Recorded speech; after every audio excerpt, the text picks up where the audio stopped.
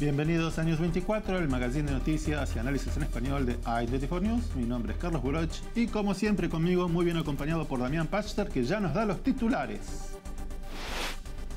Gaza, guerra de narrativas mientras continúa la crisis humanitaria. Venezuela, Maduro reelecto por 6 años más. Rap ladino, música judía que une tradición y modernismo.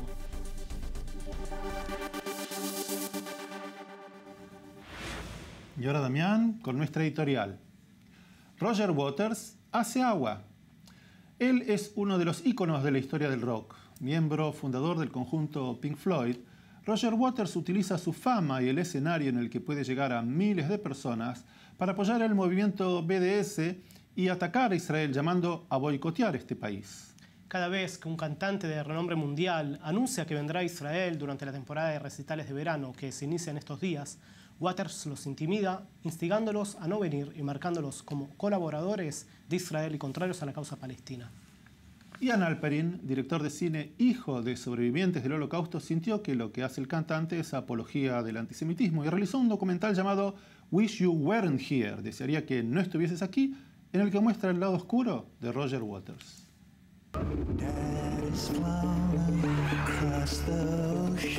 He's among the top-grossing musicians in the world, a co-founder of Pink Floyd, one of the most influential and popular rock bands in musical history. More recently, Roger Waters has become known as a spokesman for the Boycott, Divestment and Sanctions, or BDS movement, targeting Israel. And now Waters is the subject of a new movie by best-selling author and filmmaker Ian Halperin. The documentary film is called Wish You Weren't Here, and it's looking to expose the dark side of the former Pink Floyd frontman. Being the son of a Holocaust survivor, I almost fell off my chair that somebody was able to be out on tour and during his tour dress up in a Nazi uniform and have pigs floating around with the Star of David emblazoned on it and make all these nefarious statements against the state of Israel and against the Jewish people. In this conflict, that means ending Israel's occupation, colonization, ethnic cleansing, and the denial of the right to self-determination. The patriarch and lawgiver of the people of Israel symbolizes the need of people to keep alive their sense of unity. Pope Francis said to me, you can disagree with Israel's policies, that we understand, but when you say you're anti-Israel, you can't say that. That makes you anti-Semite. The right-wing elements in the Israeli government and the Knesset are trying to make it illegal. Weird. Hopefully there will be an enormous backlash everywhere and more of opinion in the rest of the world will turn against the right wing and the settlements and the annexing of Palestinian. He's writing letters to Bon Jovi. Don't go there. It's a terrible place. Where do you want the Jews to go, Roger? Where do you want them to go? You want them to just go back to the concentration camp? Because he only focuses on the nation state of the Jewish people. He also has a history of blatant anti-Semitism, using Jewish symbols, associating them with pigs. And the best answer to that is exposure. He has to be exposed for what he is, a good singer and a horrible bigot. Yes, that's right, and I get criticized everywhere I go, but I don't listen to them. I think it's best to come and find out for yourself. Bueno, hay que seguir los pasos, como dijo Paul McCartney. A donde voy me critican, pero prefiero ver la realidad por mí mismo y no andar inventando. Este verano va a haber varios recitales en Israel. Va a estar A.H.A., The Scorpions, Enrique Iglesias. Y quien sigue sus pasos y también dará un show aquí en Tel Aviv será Ringo Starr, con un mensaje totalmente diferente al de Waters, Give Me More Love. Nos vemos en el próximo bloque. Sometimes this world can be a hard place. Give more love, give more love.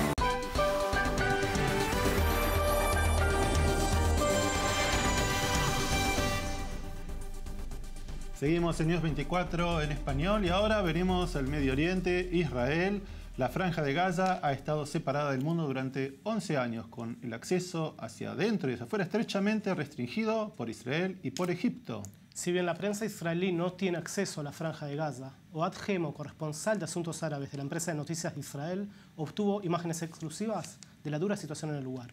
La extrema pobreza que alimenta esta olla a presión llamada Gaza está a punto de explotar. El corresponsal de 24 News, Elon Levy, informa. Closed to the world since Hamas took power, Gaza's main export is misery. Just over the fence from Israel, the Gaza Strip could be a different planet. These rare images show the extent of the humanitarian collapse in Gaza. Children carrying trolleys of bottles to find water, but the taps are dry. 97% of the groundwater is undrinkable, the results of years of overpumping. What little remains is salty and comes out of taps once every 5 days. When you talk to an ordinary Gazan, do they hate Israel? Yes. Why? He knows who closed Gaza is the Israelis. It's you guys. 2 million people live in the Gaza Strip, one of the most densely packed places on earth. 65% live in poverty, 44% are unemployed. Among the young, an absolute majority aren't working. Hundreds of thousands are educated and sitting at home. Israel pulled its settlers and soldiers out of Gaza in 2005. It blockaded the Strip 2 years later when Hamas, a terrorist group, took power. The Strip has been run into the ground since. Raw sewage spills through the streets, into the sea and into Israel. This wilderness is all that remains of the Erez Joint Industrial Zone, which Israel closed before the disengagement after a spate of terror attacks. Israel insists it can't fully open Gaza. After 3 full-blown wars, it fears Hamas will use any materials to build up its military strength. Gaza stays afloat by the grace of the international community. UNRWA, the UN's dedicated Palestinian refugee agency, defines half the population there as refugees and feeds them. The crisis of UNRWA's funding is making the situation even worse because some wonder whether schools will even reopen next year. And so that would mean 300,000 kids who today depend on UNRWA to go to school without access to an education. But Hamas still rules with an iron fist, failing to attack Israel militarily, failing to get the Palestinian Authority to assume control, failing to transform from a guerrilla group into a government. The situation is that Hamas is in control, but can't govern, can't provide what the people need and want. But it's strong enough and can hold the lid down on Gaza enough so that the steam can't blow it off. Now that pent-up frustration is driving thousands to protest at the border, many violently. The warning is clear. If Gaza implodes, it will explode in Israel's face. Elon Levy, I24 News. Para analizar esta situación en Gaza está con nosotros en el estudio, como siempre, Yaniv Azulay. Yaniv, ¿cómo te va? Muy bien, gracias. Yaniv, ¿quién es el responsable? ¿A quién se le debe atribuir esta situación tan severa en Gaza? En esta situación hay 4 jugadores. El primero es el Estado de Israel, el cual mantiene un bloqueo a la Franja de Gaza para evitar el traslado de utensilios y materiales que pueden ser utilizados para el terrorismo. Pero no es solo Israel, como toda la prensa en el mundo está diciendo. También, primero está Egipto, que también mantiene un bloqueo. Y segundo, también el mismo presidente Mahmoud Abbas del Fatah, el cual, por ejemplo, es el responsable de que en la Franja de Gaza haya 3 horas de electricidad durante todo el día. O sea, Israel brinda el servicio, pero el responsable de dar el servicio es de la autoridad palestina. Totalmente. Fuera de eso, el cuarto jugador es el Hamas. El Hamas desde hace 11 años mantiene una dictadura militar, porque ellos son una organización militar terrorista y no dejan que nadie reciba ayuda humanitaria. Por ejemplo, Israel mandó ayuda humanitaria y el Hamas la devolvió. Pero hemos visto además que en las últimas semanas hay grandes y violentos confrontaciones en la frontera entre Israel y Gaza.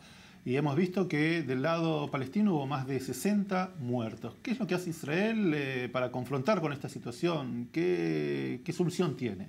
Israel enfrenta una situación muy difícil porque el mismo gobierno terrorista de Hamas empuja a sus ciudadanos enfrente de sus militantes para ganar en lo que se llama la guerra de las relaciones públicas. Ellos quieren llegar a esta cantidad de muertos Así ellos salen el David enfrente al Goliat, como podríamos decir. Israel tiene que explicar como una foto terrible, como tiene razón ante estas fotos tan terribles, porque una imagen, como a vos te gusta decir, vale más que 1000 palabras. O sea, al final es un juego de relaciones públicas, y en el final de todo, ¿quiénes son los que más pierden?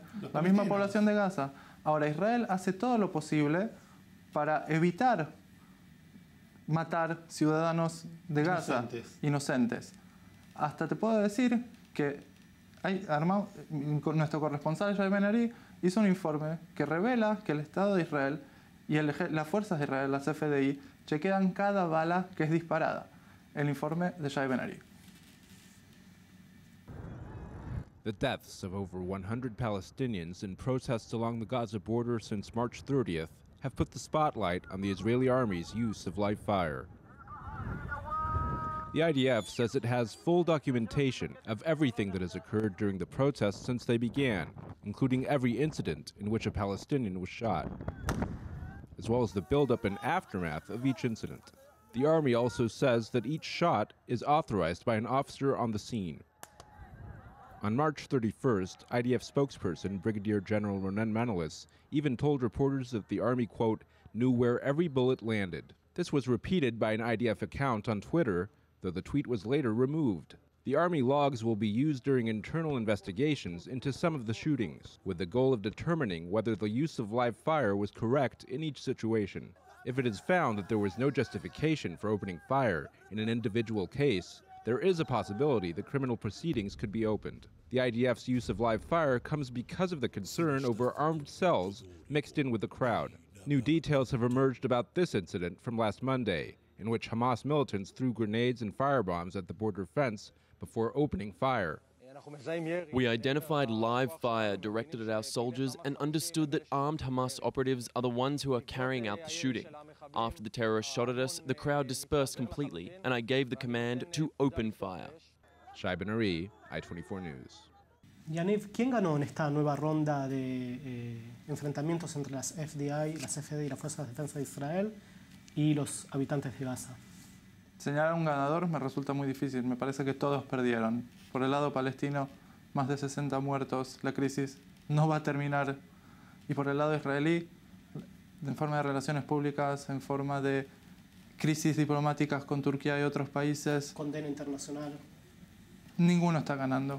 Todos pierden. Pregunta para redondear el final.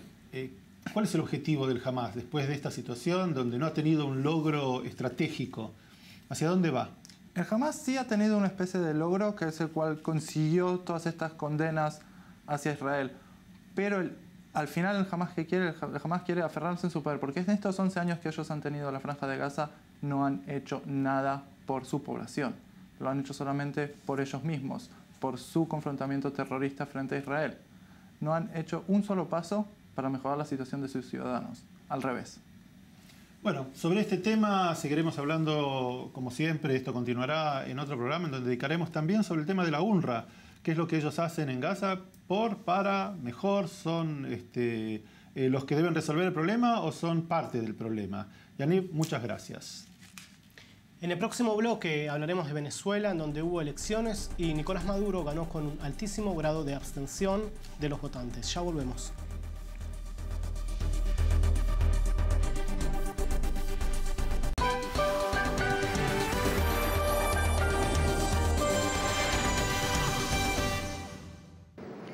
Nicolás Maduro Moros con 5.823.728 votos. Ante la Constitución de la República Bolivariana de Venezuela, ante el pueblo de Venezuela, ante toda la patria, ante Dios, juro cumplir y hacer cumplir nuestra Constitución bolivariana y llevar adelante todos los cambios revolucionarios que nos permita llegar a la Venezuela potencia de la paz, la prosperidad y la felicidad de nuestro pueblo, lo juro. El presidente de Venezuela, Nicolás Maduro, fue reelecto por 6 años más en el cargo. Maduro obtuvo el 68% del total de los votos en un plebiscito caracterizado por una escasa participación equivalente al 46% según cifras oficiales. Las otras estimaciones, como siempre más conservadoras, rebajan el número en torno al 30%. Sea como sea, Maduro será el jefe de Estado caribeño hasta 2024 y si de números hablamos, destaquemos el siguiente. Un venezolano, nacido en 1999, año de asunción del chavismo al poder, ha vivido toda su vida bajo un solo gobierno, un solo partido. Piénselo eso por un segundo y mientras escuchamos las palabras con la primera medida del presidente reelecto, Nicolás Maduro. He declarado persona no grata y anuncio su retiro en 48 horas del encargado de negocios de Estados Unidos de Norteamérica, el señor Thor Robinson, y del jefe de la sección política, el señor Brian Naranjo. Deben irse del país en 48 horas, en protesta y en defensa de la dignidad de la patria venezolana. Ya basta de conspiraciones. Para analizar el futuro de la situación en Venezuela se encuentra con nosotros vía Skype Daniel Lara Faliras, que está en Leipzig y es periodista de lacabilia.com. Daniel, muchas gracias por atendernos. ¿Podrías decirnos... Buenas tardes. ¿Podrías darnos una idea de cómo ves vos este proceso electoral que ha ocurrido en Venezuela? ¿Cómo lo podemos analizar? Bueno, lo primero que hay que decir es que no hubo tal proceso electoral. El pueblo, la ciudadanía de a pie en Venezuela bien ha denominado lo que ocurrió el domingo 20 de mayo como una farsa electoral. Yo estoy de acuerdo con llamarlo de esa manera, no solamente por lo que ocurrió ese día, sino por la forma como el mundo lo ha visto. La gran mayoría de los países democráticos del mundo han rechazado lo que allí ocurrió y han descalificado esos resultados.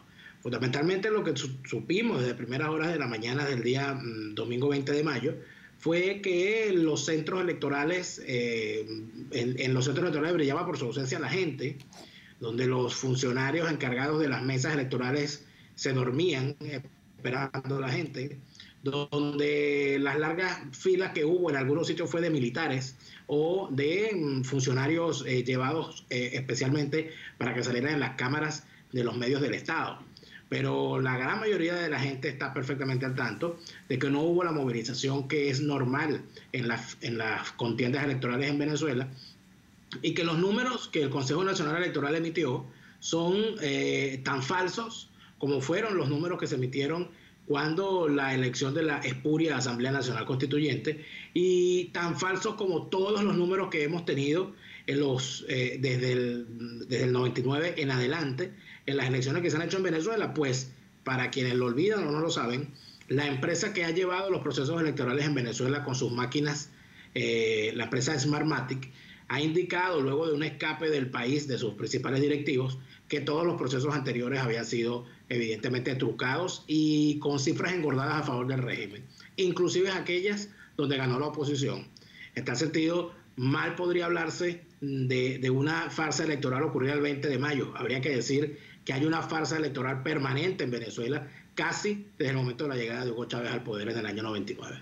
Daniel, Maduro fue reelecto, en definitiva, y la pregunta es la siguiente. ¿Ya se ve en el panorama local algún cambio político, también no solamente retórico, pero si hay medidas que ya pueden de alguna forma describir hacia dónde va el nuevo gobierno venezolano, nuevo entre comillas, y cuál es la posición del ejército en todo esto? Bien, sin duda alguna Nicolás ha sido no reelecto, Nicolás Maduro ha sido impuesto por los poderes fácticos apoderados de los destinos de Venezuela actualmente, que fundamentalmente esos destinos se rigen desde lo más profundo del poder del Estado cubano. Además de eso, lamentablemente Venezuela se ha convertido, por obra y gracia de las fuerzas chavistas, en rehén, no solamente de los intereses cubanos, sino de los intereses de Rusia en la región, como ha quedado suficientemente demostrado con las propias manifestaciones que el gobierno ruso ha hecho con respecto a la situación en Venezuela. Además de eso, la participación de grupos suficientemente conocidos por todos nosotros por no ser precisamente jugadores a favor de la paz y de la tranquilidad, como Hezbollah, Hamas y muchos otros más, que se ha demostrado y está perfectamente documentado su presencia en Venezuela y su actuación a la sombra del gobierno chavista. Está perfectamente claro que Nicolás Maduro ha sido electo por las mafias internacionales, por los grupos que buscan confrontar con el occidente libre y democrático, y simple y llanamente lo que hará Nicolás Maduro de aquí en adelante es seguir haciendo lo que hace.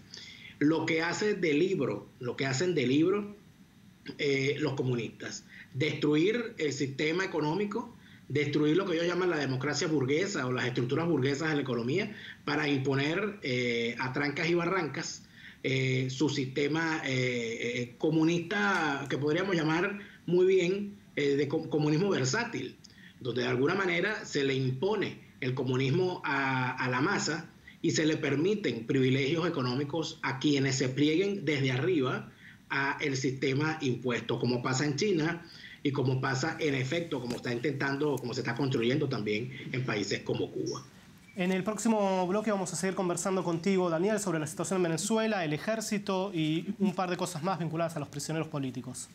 Ya regresamos.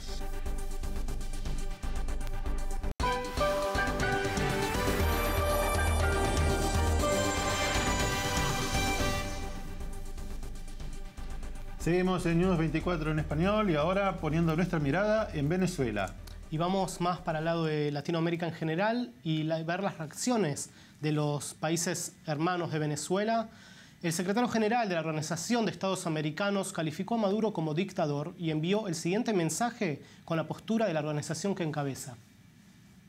Las elecciones se celebraron con más de 300 presos políticos en las cárceles y con el Estado usando todos los recursos a su disposición para la farsa.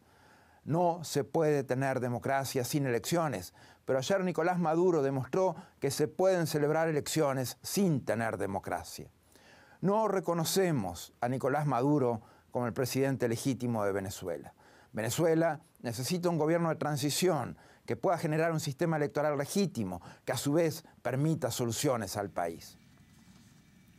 Seguimos en contacto vía Skype con Daniel Lara Farías, que está en Leipzig, en Alemania. Daniel, escuchaste las reacciones de Almagro, el jefe de la Organización de Estados Americanos. ¿Qué te pareció en general la reacción de los países de Latinoamérica en cuanto a las elecciones en Venezuela? Bueno, las reacciones han sido las previsibles, tomando en cuenta lo que habían dicho ya desde antes los países que se han agrupado dentro del Grupo de Lima, que es este grupo de países pertenecientes a la OEA que han tenido una posición bastante firme con respecto a Venezuela. La declaración está perfectamente clara, lo que ha dicho Almagro está en sintonía con eso. Ahora lo que estamos esperando son las consecuencias, es decir, el retiro, por ejemplo, de los embajadores de estos países en Venezuela sería la cosa más obvia. Y la salida o expulsión de Venezuela de la Organización de Estados Americanos seguramente estaría también en sintonía con eso. Pero también tenemos que tener en cuenta que hay escenarios electorales planteados en otros países de Latinoamérica donde Venezuela también tiene candidatos, donde el régimen venezolano tiene candidatos obviamente alineados con ellos. Por lo tanto, el tiempo corre en contra de la democracia en América Latina. Bueno, esto se ve reflejado en lo que se llama el Grupo de Lima, que hizo la siguiente declaración y luego la declaración del canciller de Gran Bretaña. Los gobiernos de Argentina, Australia, Canadá, Chile, Estados Unidos y México, teniendo en cuenta la falta de legitimidad del proceso electoral venezolano, desconocen los resultados de las elecciones de ayer al haber sido convocados por una autoridad ilegítima, la Asamblea Nacional Constituyente, excluyendo la participación de actores políticos que no ha contado además con observación internacional independiente ni con garantías para que este proceso pueda ser aceptado como libre, justo, transparente y democrático.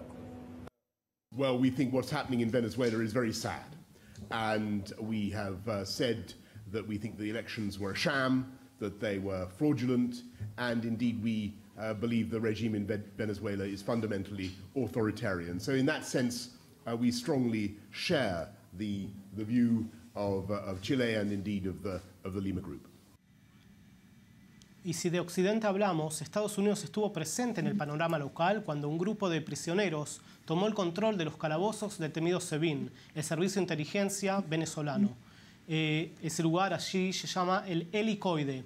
Uno de los detenidos era el estadounidense Joshua Holt, quien fue encarcelado en 2014 bajo cargos de espionaje y portación de falsos documentos.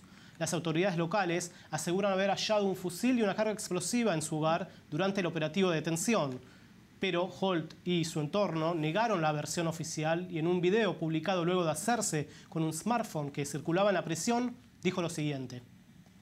I'm calling on the people of America. I need your help to get me out of this place. I've been begging my government for 2 years.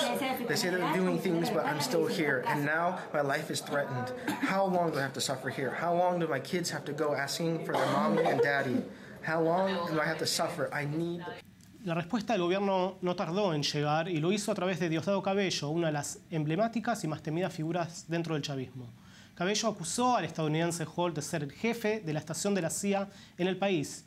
No obstante, la madre de Holt, como dijimos antes, negó la versión oficial, mientras que sostenía que su hijo jamás tuvo vínculos con los partidos políticos locales. Pero la historia tuvo un desenlace feliz. El preso Joshua Holt fue liberado mientras en paralelo el senador republicano Bob Corker arribó a Caracas, donde mantuvo una reunión con el presidente Nicolás Maduro. Y a pesar de la renovada retórica beligerante antiamericana que incluyó la expulsión del encargado de negocios en la embajada estadounidense, el detenido fue liberado y mencionado luego por Trump en un tuit donde informó la inminente llegada de Holt al país. Esto implica que las acusaciones realizadas por Diosdado Cabello en torno a Holt y su supuesta vinculación con la CIA eran al menos exageradas. ¿Hay una interna o se trata de un pragmatismo por parte de Venezuela ante una posible nueva ronda de sanciones?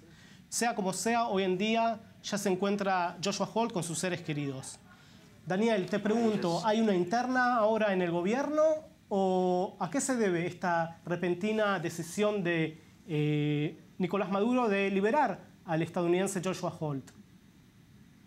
Bien, es bastante difícil saberlo tomando en cuenta la opacidad con la que se manejan estos asuntos. Seguramente a los Estados Unidos no le conviene indicar que entregó a cambio de este rehén que tenía el régimen venezolano, y seguramente al régimen venezolano tampoco le interesará decir qué pidió a cambio de la entrega de este ciudadano al cual ellos mismos acusaban a través de uno de sus grandes jefes, que es este señor Diosdado Cabello, de ser un agente de la CIA.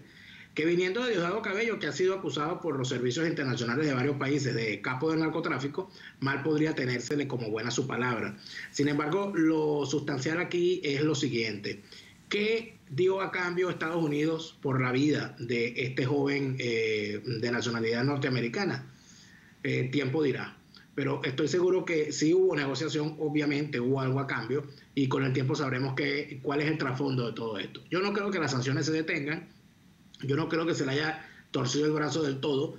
Lo que sí estoy casi seguro es que en este sistema de mafia, que es el sistema venezolano, lo que hay en efecto es la actuación del delincuente que tiene un rehén, pide algo a cambio para ello, para entregarlo, mientras sigue actuando en la sombra cometiendo sus delitos. Daniel, en todo este panorama que nos describiste hay un factor que no tocamos todavía y es el ejército bolivariano. ¿En qué estado se encuentra y es posible de que ocurra algo en ese ámbito? Bueno, el ejército en Venezuela, las Fuerzas Armadas, la Fuerza Armada Nacional Bolivariana, como se llama, es una de las patas del régimen. Por lo tanto, esperar algo de lo que es la fuerza fundamental del régimen, por no decir que el régimen es el ejército, que sería una forma también de decirlo, me parece que es pensar en ver el problema de forma equivocada. No se puede esperar nada de esa Fuerza Armada, porque esa Fuerza Armada es parte fundamental del sistema, es parte fundamental del régimen y es parte fundamental además de las redes mafiosas que han llevado a Venezuela a involucrarse con la legitimación de capitales, con el narcotráfico, con la trata de personas, con los negocios ilícitos al amparo del control cambiario y un largo etcétera que han convertido a Venezuela todo este tiempo en un estado delincuente. La Fuerza Armada venezolana, el ejército venezolano es simple y llanamente parte fundamental del régimen, y contar con el ejército, contar con la Fuerza Armada, con los militares venezolanos para algún cambio de fuerza en Venezuela creo que es una visión equivocada tomando en cuenta todo lo que ya he dicho. Y en breve, Daniel, hubo una toma por parte de los prisioneros políticos en el helicoide. ¿Qué sabemos al día de hoy de la situación allí? Bueno, en este momento en el que estamos hablando, la denuncia de los familiares es que aún no han podido ver a sus familiares detenidos, que no les han dejado ni siquiera pasarles agua y comida en los días de visita y que la situación sigue siendo tensa, inclusive que no ha habido forma de que médicos independientes, médicos no afiliados al régimen atiendan a estos detenidos. Seguimos pendientes de lo que ahí ocurre. Daniel, muchísimas gracias por tu participación, por la información que nos brindás. El tema de Venezuela nos importa y lo vamos a seguir, y te agradecemos a vos por ayudarnos a comprender qué es lo que pasa en el país del norte de Sudamérica. Muchas gracias. Gracias a ustedes. Y cuando regresemos, nos vamos a otra parte del mundo, una parte que hace música. Conoceremos músicos que hacen rap ladino, interpretando temas que mezclan las raíces antiguas del judaísmo con música de nuestros días. No se vayan, ya seguimos.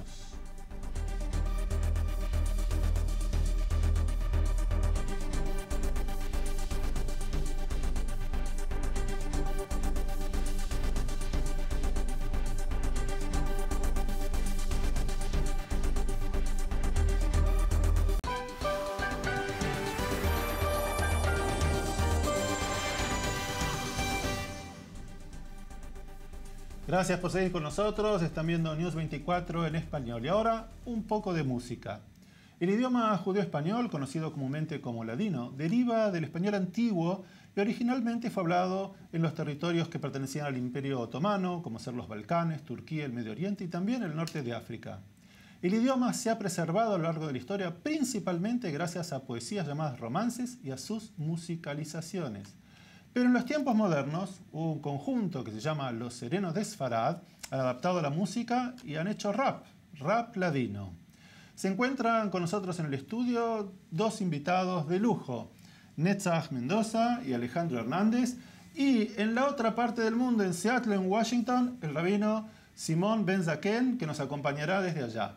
Vamos a comenzar hablando con nuestros invitados en el estudio. Alejandro, Netzach, cuéntenos un poco, ¿cuándo comienza este proyecto del rap latino? Muy bien.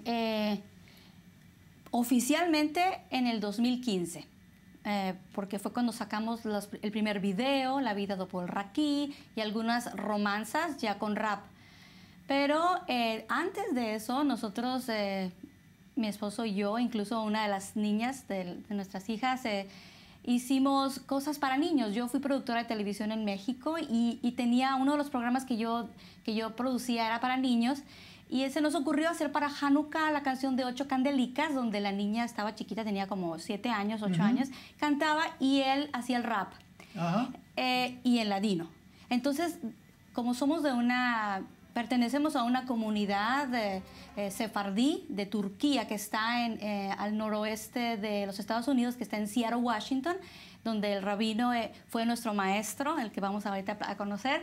En esa época yo escuchaba cantar al rabino y mi esposo y yo éramos maestros y incluso apoyamos a otros latinos dentro de la comunidad y fuera de la comunidad, incluso anglosajones, músicos, artistas. Yo decía, algo tenemos que hacer con el rabino, porque a él le gusta mucho cantar. Entonces, una vez nos reunimos, platicamos, y surgió, había una canción, Adiós querida, y yo le decía a Alejandro, me molesta esa canción, es una romanza, pero no le encuentro nada de romanza, porque yo como mujer no me gusta, como que adiós querida, no quiero la vida, me la amargaste tú, y tu madre cuando te parió, y cosas así. Entonces, él no dijo nada, y al rato me dice, quiero que encuentres algo codificado en esto. Y fue cuando entendimos que muchas romanzas tienen algo como un doble mensaje. Exacto. Le vamos a preguntar entonces al rabino Ben Zaken, antes de ver el videoclip, si nos puede contar acerca de la vida a vida por el raqui. ¿Cuándo fue que hicieron este tema? Este tema son canciones clásicas, ¿no? Y estas canciones se han estado cantando hace ya mucho tiempo. Entonces, y eso es después de la expulsión de los judíos de España. Yo he estado interpretando todas estas canciones ya de hace mucho tiempo, con la idea de tratar de comprender qué es el significado de estas canciones. Y era exactamente lo que Nesta estaba mencionando, de que no tenía algo sensible, no se comprendía en mi mente tampoco. Y por lo tanto, esa canción de La vida do por el Raquí es una canción de una pregunta muy importante que el Maimónides hace y dice qué es la diferencia que hay entre el humano y el animal. Y la diferencia filosóficamente dice, la diferencia es el libre albedrío que nosotros tenemos, que podemos controlar nuestros impulsos. El animal actúa como tiene que actuar hasta delante del rey o delante de quien sea. Si tiene que hacer lo que tiene que hacer, algo sea bueno o malo, lo hace. Pero nosotros tenemos el libre albedrío de poder controlar nuestros impulsos. Y por lo tanto, la pregunta era que se le hizo a esta persona que está bajo la influencia de la bebida, que se le pregunta, dime cómo te sientes cuando tú estás bajo la influencia. Entonces sale la respuesta en la canción. Rabino, lo invito a escuchar la siguiente canción que acaba de mencionar, La vida por el Raquí.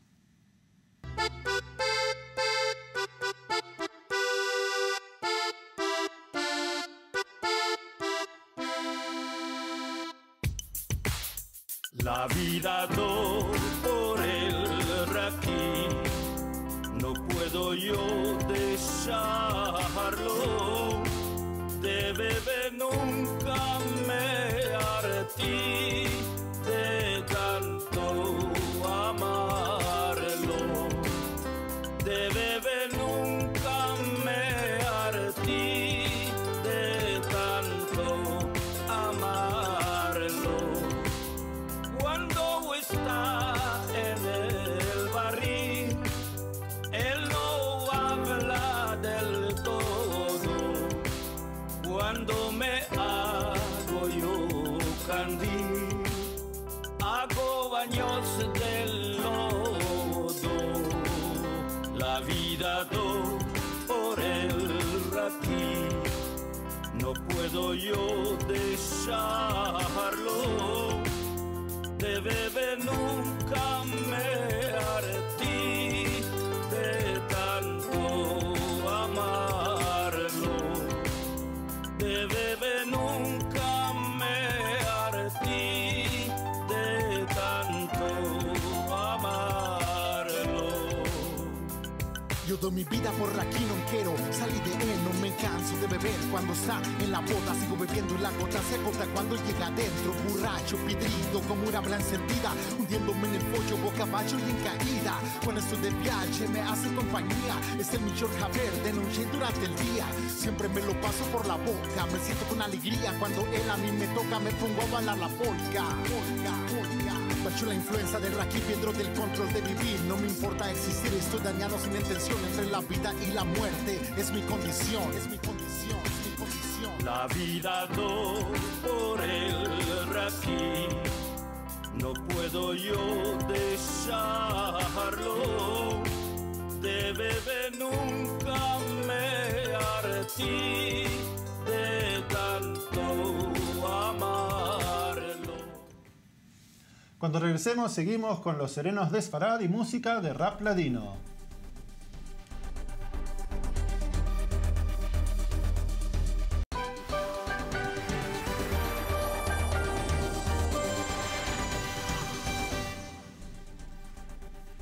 Seguimos en News 24 y estamos hoy con invitados de lujo que son cantantes que hacen rap en ladino. Alejandro, comentanos un poco de este proyecto. Te hemos visto cantando con el Rabino Ben-Zaken en los paisajes de Seattle, en Washington, Estados Unidos.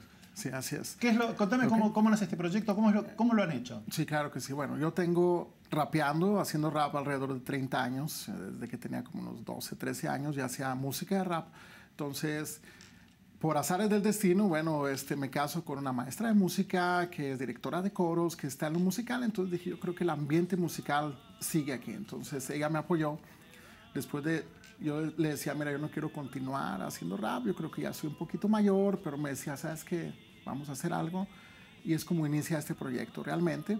Y me sentí muy apoyado por ella musicalmente, y empezamos a hacer producción, empezamos a hacer arreglos. Entonces era todo un reto traer una música de 500, 600 años y hacer un estilo contemporáneo y encima de eso no solo una versión nueva, sino meterle hip hop. Entonces era un poquito un reto, era un challenge muy fuerte y decidimos tomarlo.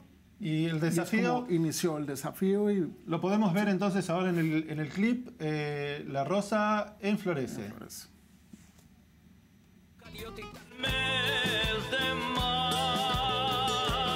La rosa enflorece en el mes de mayo. Mi alma se escurece sufriendo del amor. Mi alma se escurece sufriendo del amor. Olvavor, אני מתגעגע ומשתוקק לחירות אדמת קודש, חובשים מחובמים ומוקש שבשבוח לנצח יגשו אבותיי מורשה ממחוקק.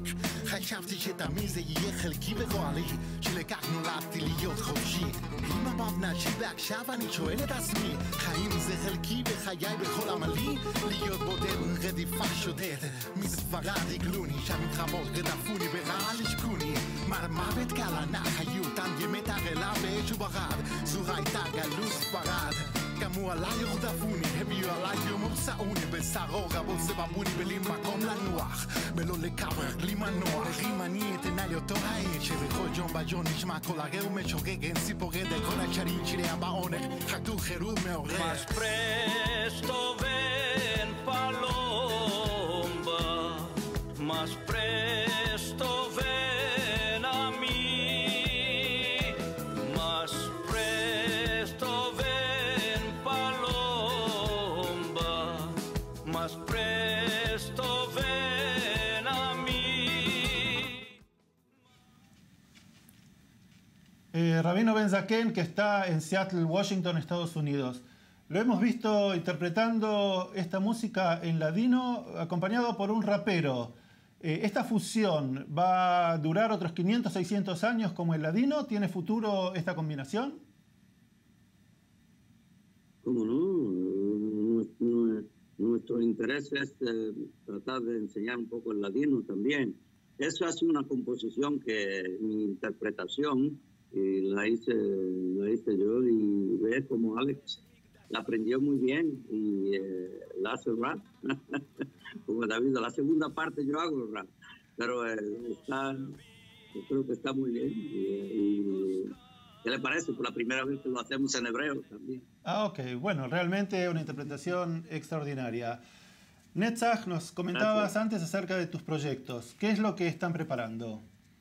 Bueno, seguimos con Rabino, porque él escribe y él es un incansable. Creo que no ha dormido, estoy segura, porque él siempre está escribiendo y hace rap y hace... Pero pues como estamos ahora, ya no vivimos en Suar Park, la comunidad de allá en Birkur Jolim, estamos en Jerusalén y a mí se me ocurrió que inicialmente hay muchas mujeres latinas que están en este país. Y antes de yo irme a vivir a los Estados Unidos, estaba terminando mi maestría en psicología y combinaba la música como terapia. Entonces dije, bueno, voy a hacer coros para mujeres. Y de ahí surgieron, bueno, coros para hombres también y así. Y ahorita tengo coros en diferentes ciudades. ¿Y dónde te podemos ver, Netzach? Bezrat Hashem, el debut de todos los coros va a ser en Jerusalén. El 4 en Hanukkah, va a ser el 4 de diciembre en Armonia. Y ahí vamos a reunir todos los coros ahí de puros latinos de diferentes países. Y el repertorio es de cosas latinas, también ópera. Están todos invitados, entonces. Sí, queremos agradecerles que hayan venido al estudio, agradecerle al Rabino Ben Zaken, que ha madrugado en la otra parte del mundo. Y despedirnos entonces hasta la semana que viene, Damián. Nos vemos en la próxima emisión de News 24 en español. Los esperamos.